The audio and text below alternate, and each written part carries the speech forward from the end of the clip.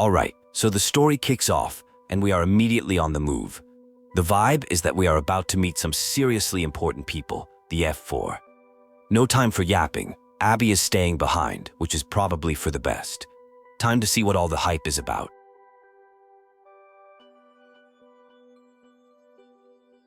We just finished a test fight, and this Augusta character, the F4 of Septimont, is high-key impressed. She's giving main character energy, talking about crossing blades to feel our spirit. She's not just some leader in an ivory tower. She's a real one who gets her hands dirty. Bet. Augusta is getting straight to the point about this hunt. It's a huge deal in Septimont, like a mix of honor and a super dangerous job. For 100 years, gladiators have been fighting the dark tide on the Crimson Sanguis Plateaus, and it sounds like a lot of them didn't make it back. We told Augusta our goal involves getting a Sentinel's relic, and she's surprisingly cool with it. She even offers to help us get to the Earthrend Wedge, a super restricted area. It is a major power move, showing she values honesty and trust. Low-key, she is building a solid alliance with us.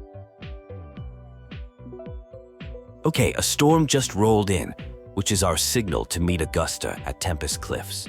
Abby, our resident foodie and professional sidekick, is sending us off. It feels like the calm before the, well, storm. The real adventure is finally starting, and the atmosphere is getting intense. We bumped into a gladiator named Ovidius on the way. He is giving off major respectable warrior vibes and decides to escort us. He drops some lore about the high tide being late this year and some political drama with the Senate. It seems like there is more going on than just monster hunting. We get our first look at the big bad, a Corosaurus. This thing is a legit monster born from the dark tide. Instead of charging in, Augusta has us play it cool. It's all part of a bigger strategy, luring it into a trap. This hunt is more 5D chess than a basic beatdown. We just met Iuno, the priestess of the Tetragon Temple. She has a super sassy and confident personality, claiming none of the gladiators can match her when it comes to fighting the dark tide. There is clearly some beef between her and some of the others, but she seems intrigued by us. Augusta gives us the full rundown on the main target, a super deadly Corosaurus called Tyrannos. This thing is basically a general for the dark tide. The whole point of the hunt is to lure it to the Earthrend Wedge, which is the only place that can permanently delete these monsters from existence. While chilling at the camp, we overhear some gladiators gossiping. There is a major power struggle going down between Augusta and the Senate, with a guy named Ovidius at the center. They are debating if Augusta has the extraordinary power mentioned in the prophecies to be a true hero. The political tea is piping hot. We are at the Tetragon Temple checking out some murals that are basically prophecies. One talks about Septimont getting wrecked if they lose faith. Another says a hero of heroes with special powers will rise from the dark tide to save everyone. It is giving major Chosen One foreshadowing. Ovidius shows up and the tension is thick. Iuno calls him out for trying to usurp Augusta and become the prophesied hero. Ovidius does not even deny it, claiming Augusta lacks the special resonance power to be the true hero. He is basically trying to clout chase his way to the top.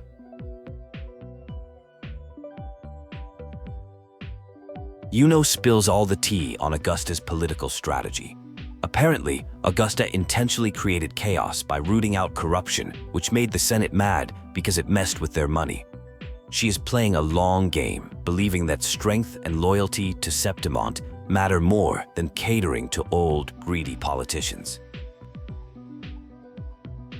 A head priestess named Grandmother Lilibet reads our fate, and it is a total void. Instead of being a bad thing, she says it represents boundless possibility. No cap, having an unwritten fate means we are the ultimate wild card in this whole prophecy game, which is kind of a flex.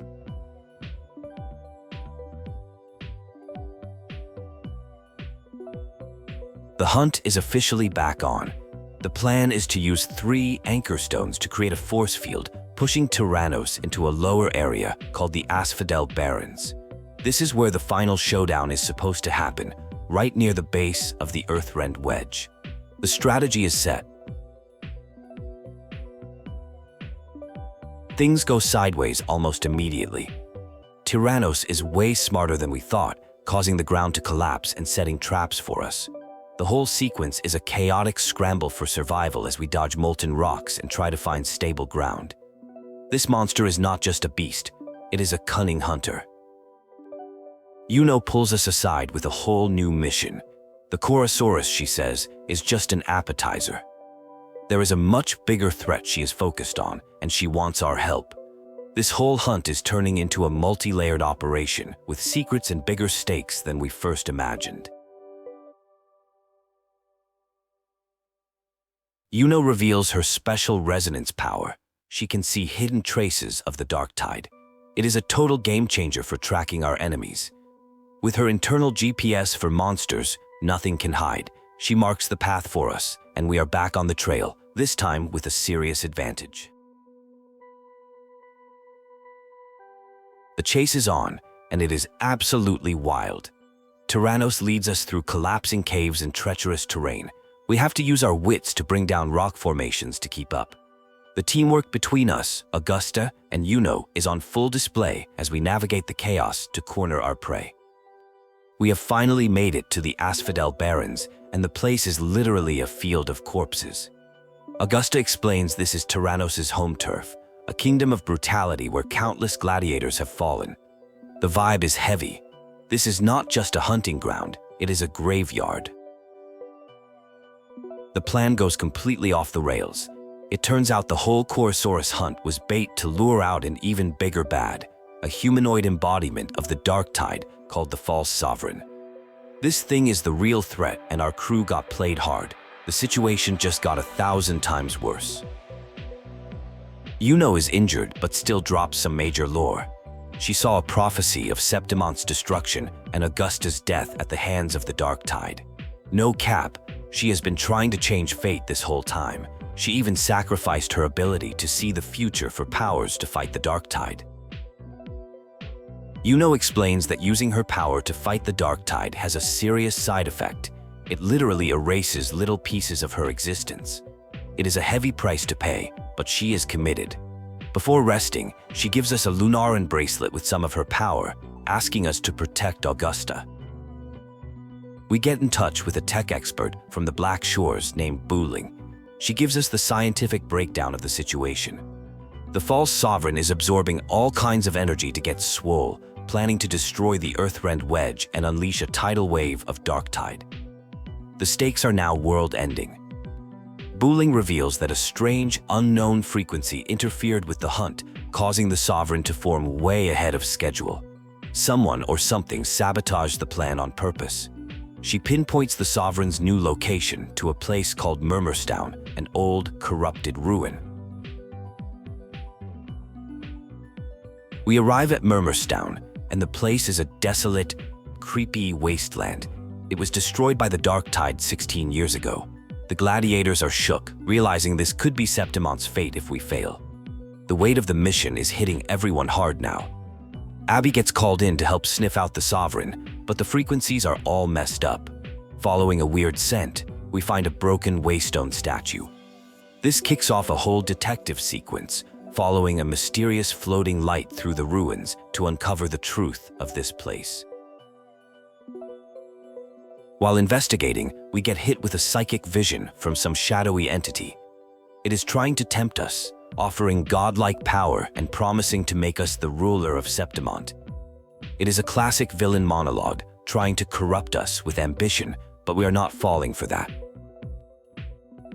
We enter a sonoro, which is basically a physical echo of the past, and we are transported back to Murmurstown before it fell. It was originally called Fabianum. We see ghostly figures of the past, living their lives, completely unaware of the disaster about to strike.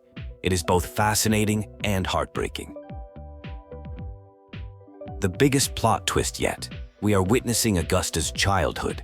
It turns out Fabianum was her hometown.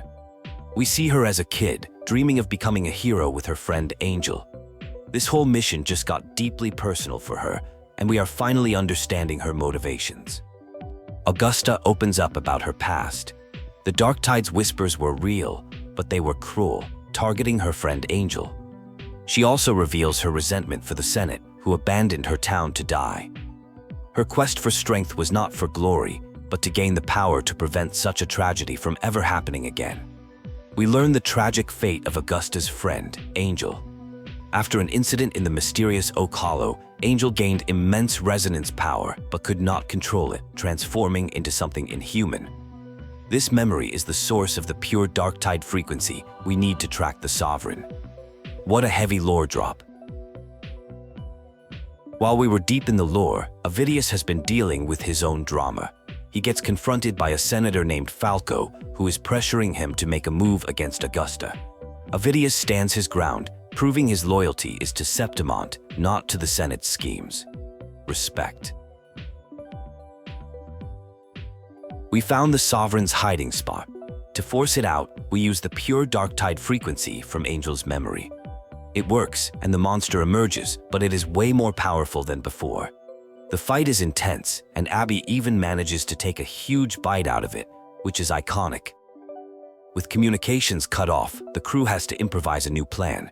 Iuno suggests a high-risk, high-reward strategy. Let the Sovereign absorb the anchor stones.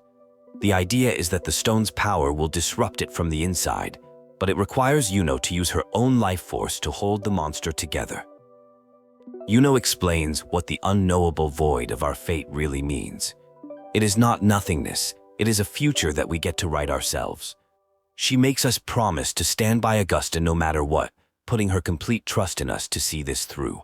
No pressure or anything. Augusta reveals a shocking secret. The whispers from the Darktide never left her. They have been guiding her in battles her whole life, like a twisted combat coach. She believes it is fate, and she is now ready to fully embrace that power to face the Sovereign, for better or worse. The prophecy is revealed to be a massive trap. The divine power being offered was meant to corrupt Augusta. The entity behind it all is not a god, but some kind of cosmic parasite. Augusta realizes she has been manipulated, and the prophecy was never about saving Septimont, but about controlling it. In a moment of crisis, Augusta is seemingly defeated and disarmed. But the spirits of all the fallen gladiators who died fighting the Darktide rise to support her. Their combined will forges a new path, rejecting the false prophecy. It is an incredibly hype moment of collective strength and defiance. Augusta, now powered up by the spirits of fallen heroes, declares that she and the other gladiators are the true heroes. She unleashes an insane amount of power, proving that strength comes from unity and resolve, not from some sketchy divine gift. The final battle against the Sovereign begins.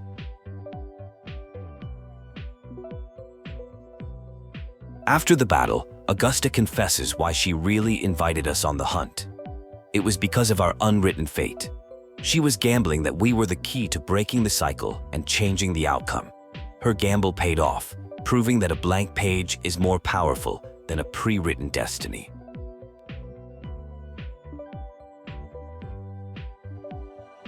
We finally reach our goal, the Earthrend Wedge. After a long and chaotic journey, Augusta has honored her promise. As we approach the relic, we find a mysterious compass-like device, a discoid left behind by the Sentinel. It is locked, hinting that our journey is far from over. The main story concludes with a mysterious narrator, the creator, speaking directly to the audience. They are impressed with how the story unfolded, hinting that they orchestrated these events for their own entertainment. It's a wild, fourth-wall-breaking ending that sets up even bigger cosmic stakes for the future.